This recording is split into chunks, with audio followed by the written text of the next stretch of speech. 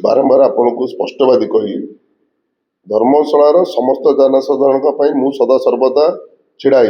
मु दल वर्ण निर्विशेष समस्त जो मैंने माड़ खाई सी मो लोक कर्मी कहार मु जानी धर्मशालार लोक मु समस्त दुखित आपण मानकर न्यूज चैनल माध्यम जहाँ जहाँ चोरी होता जे जे चोरी करुले बड़ धरण रैकेट दुई दुई थर तीन तीन थर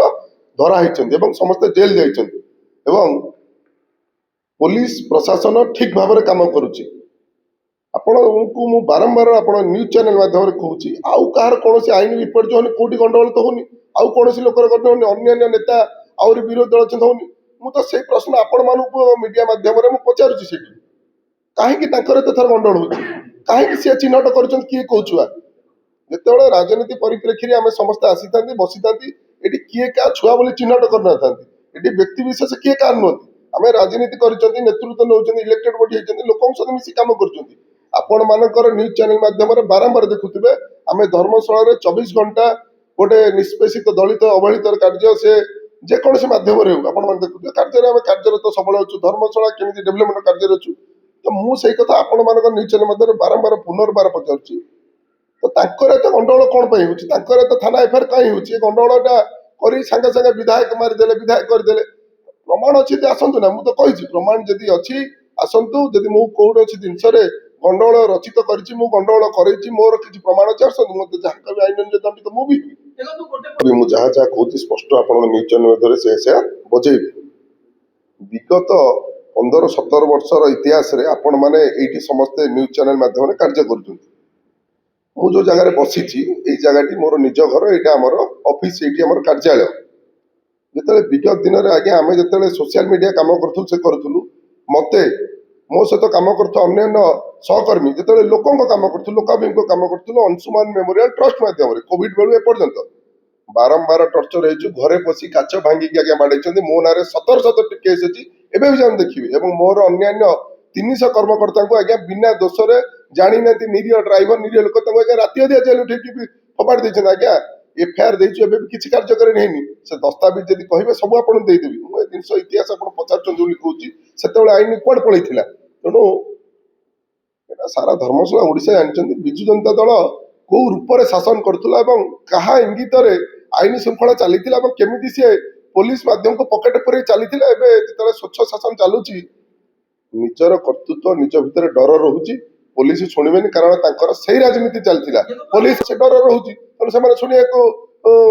मन मन भाव मैंने पुलिस शुणबनी पुलिस बुझीबनी डरबनी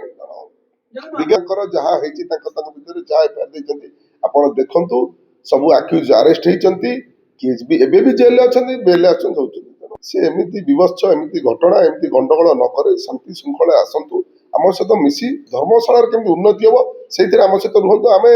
दल वर्ण निर्विशेष आम निश्चय हाथ बढ़े आम कम करने को प्रस्तुत अच्छु से कथा कहूँ जिते धर्मशाला बारंबार आप तो कहली मो अपील तो कहली मुझे कहूँ लोक अभिमुख कार्य आम सहित सामिल हूँ ये गंडगोल को छाड़ी दिखाँ से ये गंडगोल बंद करूँ ए हिंसाकांड बंद करूँ ए सोशल मीडिया नेगेटिव कार्य सब बंद करूँ आसतु लोकाभिमुख कार्य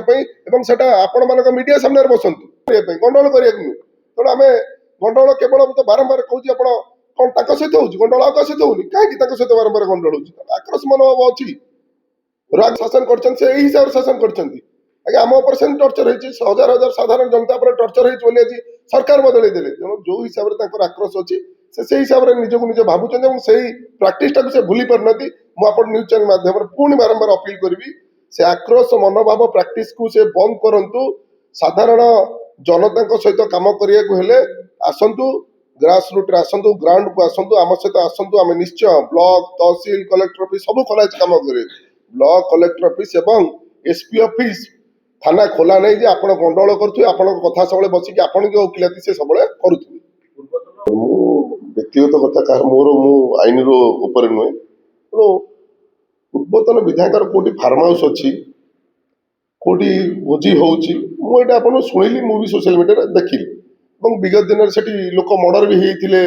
विगत 2 मास तले भर मृत्यु डेड बॉडी बाहर लोक मर्डर भी होते से थाना पाक तो जाइन से आप न्यूज बाजी समस्त आपण मैंने भूली जाते ମୁଁ ସେଇ ଉପରେ ଜ୍ଞାତ ନୁହେଁ କାହିଁକି ସେ ଭୋଜି କରୁଥିଲେ, ତାଙ୍କର କୋଉଠି ଫାର୍ମ ହାଉସ୍ ଅଛି ଏବଂ କାହିଁକି ସେଠି ଗଣ୍ଡଗୋଳ ହେଲା ଏବଂ ସିଏ କ'ଣ ପାଇଁ କରିଥିଲେ। ମୁଁ ସେ ଜିନିଷ ମୁଁ ଯେତେବେଳେ ଦେଖିଲି ସୋସିଆଲ ମିଡ଼ିଆରେ ଜଣେ ବ୍ୟକ୍ତି ତାକୁ ଟାଣିକି ଫାଷ୍ଟ ମାରିଲେ, ତାର ମୁଣ୍ଡ ଫାଟିଲା, ସିଏ ଗଲା ଏଫଆଇଆର ଦେଲା, ତା ଭିତରେ ସିଏ ଯେତେବେଳେ ଡାକିଛନ୍ତି ଇଏ ତାଙ୍କ ଭିତରେ ଦସ୍ତାବିଜ ହେଇଛି, ତ ମିଶାମିଶି ଭିତରେ ତାଙ୍କର ଯେତେବେଳେ ଗଣ୍ଡଗୋଳ ହେଇଛି ଆଇନ ତା ବିଷୟରେ କାମ କରିବେ, ଥାନା ଅଛି। ଦେଖନ୍ତୁ ମୁଁ ବାରମ୍ବାର ଆପଣଙ୍କୁ ସ୍ପଷ୍ଟବାଦୀ କହିଲି, ଧର୍ମଶାଳାର ସମସ୍ତ ଜନସାଧାରଣଙ୍କ ପାଇଁ ମୁଁ ସଦାସର୍ବଦା ଛିଡ଼ା ହେଇଛି। ମୁଁ ଦଳ ବର୍ଣ୍ଣ ନିର୍ବିଶେଷରେ ସମସ୍ତଙ୍କ ପାଇଁ, ମୁଁ ଯୋଉମାନେ ମାଡ଼ ଖାଇଛନ୍ତି ସିଏ ମୋ ଲୋକ, କର୍ମୀ କାହାର ମୁଁ ଜାଣିନି, ଧର୍ମଶାଳାର ଲୋକ, ମୁଁ ତାଙ୍କ ସମସ୍ତଙ୍କ ପାଇଁ ଦୁଃଖିତ, ମୁଁ ସମସ୍ତଙ୍କ ପାଇଁ ମର୍ମାହତ। ଏପରି ଜିନିଷ ଆଗକୁ ଏମିତି ନ ହଉ ତା ପାଇଁ ବି ମୁଁ ଏସ୍ପିଙ୍କ ସହିତ, ଏସ୍ଡିପିଓଙ୍କ ସହିତ, ଆଇଆଇସିଙ୍କ ସହିତ, ପୋଲିସ ଅଧିକାରୀ ସମସ୍ତଙ୍କ ସହିତ ମୁଁ କାଲିଠୁ ଆଜି ପର୍ଯ୍ୟନ୍ତ 50 ଥର ଆଲୋଚନା କରିସାରିଲିଣି ଏବଂ ମୁଁ ସକାଳୁ ଆସିଛି। ସେଇ ଯୋଗୁଁ ମୁଁ ଏସ୍ପି ଅଫିସ୍ ଯାଇକି ଆଲୋଚନା କରିବା ପାଇଁ, ଯୋଉମାନେ ଦୋଷୀ ଅଛନ୍ତି ତୁରନ୍ତ ଆରେଷ୍ଟ କରାଯାଉ ସମସ୍ତଙ୍କୁ, କାହାକୁ ଗୋଟେ ବି ଛଡ଼ା ହବନି। ତା ମାନେ ନୁହେଁ ଯେ ରାଜନୈତିକ ରୁଟି ସେକିବା, ରାଜନୈତିକ ଉଷ୍ମତା ସେଥିରେ କାଢିବା, ରାଜନୈତିକ ଯାତ୍ରା କରିବା, ଏଇଟା ଠିକ ନୁହେଁ। ମୁଁ ତ କହୁଛି ଆସନ୍ତୁ।